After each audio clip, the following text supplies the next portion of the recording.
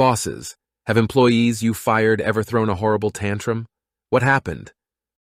I witnessed my boss fire someone once and it came out very embarrassing. I work in a coffee shop and this employee would actually sit on the counter and start eating muffins, complaining that she had cramps so she couldn't work. She was lazy as hell and terribly pissy. Our boss, however, was a real do-gooder. He felt sorry for her because he knew she had a complicated life, which was really nice of him. One day she was 2 hours late. He invited her into his office and explained that if it happened again, he would have to fire her. She got up, opened the door, laughed in his face very loudly, and started yelling, "Will you fire me? Fire me? Yeah, now! You don't have the fucking guts to fire me, you just don't have the balls to do it, you fucking coward!" My boss stood up, walked over to the door she was standing by at that moment, and said, "Go to hell, you're fired!" She was really stunned. She was really surprised that he did that. She went on a coffee shop rampage, smashing everything she could get her hands on. Our boss came up to her and calmly said, "No way. You're going to go out the back door and get away or I'll call the cops." Thank God we never saw her again. It all happened when I was a head lifeguard at a big water park. Well, we had this girl. Let's call her Bitch Brenda. Bitch Brenda was always being mean to the customers. At least once a day, someone, somewhere, somehow got a complaint from a visitor that she was being rude or arrogant to them. Somehow one day, she was 45 minutes late. When she finally showed up, it turned out that she was late because she wanted to eat breakfast and drink coffee. That made me very angry.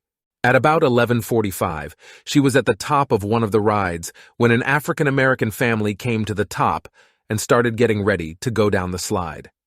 The ride on this attraction was to be operated after a short briefing. The lifeguards were trained to do this briefing, give a demonstration, etc. Apparently she did all that, but the family didn't understand something.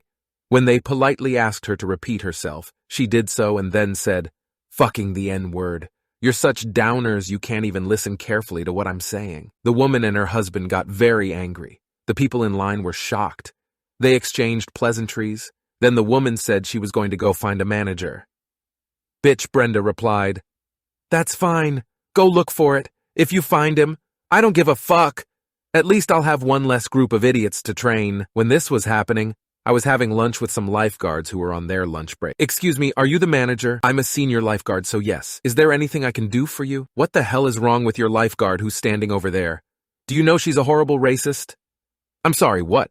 I said. My brain immediately exploded as I began to imagine what could have happened there. "Your lifeguard, Bitch Brenda, she called us downers and the N-word." After hearing this, I decided I had had enough.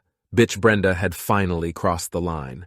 I grabbed my radio and asked Joseph, the park manager, to come over immediately. Joseph came with 2 security guards. Whereupon Joseph, that family, myself, and Robert, the lifeguard who had agreed to do a little work in her place, went to the top of the ride where she was. "Brenda," Joseph addressed her, "you're fired." "Bitches, you don't have the guts," she said. "In this park, we have these big, pre-big water tubes that we rent out. Basically, they are these huge donuts with a diameter of 1.5 meters because we specially inflate them to the limit so that they can withstand the pressure of fat people. But they weigh about 9 kilograms and carry a lot of energy if you throw them up. They have enough volume to easily knock a person off their feet. In wave pools, they knock people off their feet." Brenda grabbed a tube that was lying nearby, on which the family had spread a blanket to sit and eat, then swung it around and threw it at Joseph. Robert and I managed to pick him up in time to keep him from falling to the concrete. The 2 security guards, nearly falling over, ran after her, calling the park police as they went. She was caught 5 minutes later as she tried to get into her car in the employee parking lot. She was arrested for assault, physical harm, and resisting. She never came back, despite yelling during her arrest that she would find me and Joseph and then beat us so bad we won't leave the hospital at all. I fired a guy, and he was really pissed off. The manager of the branch where he worked hated him with enough power to light 1,000 suns. When she found out that I was coming to their branch a day later to fire him, she couldn't help herself and told the whole office. Naturally, he found out 3 seconds later. The next morning, I arrived at their office late in the morning, and as soon as I crossed the threshold, he stood up from behind his desk and said, "You're not firing me." The dude then pulled a .45 caliber pistol out of his briefcase. Back then, people still carried briefcases and kept work documents in them.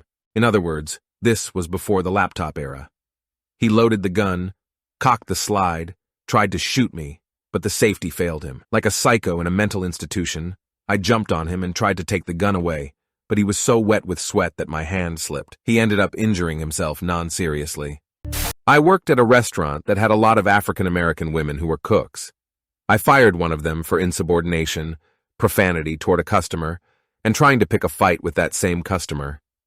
She slapped me. The other 3 cooks began immediately beating the crap out of her before throwing her out the back door. The visitors called the police because they thought someone was being murdered in the kitchen.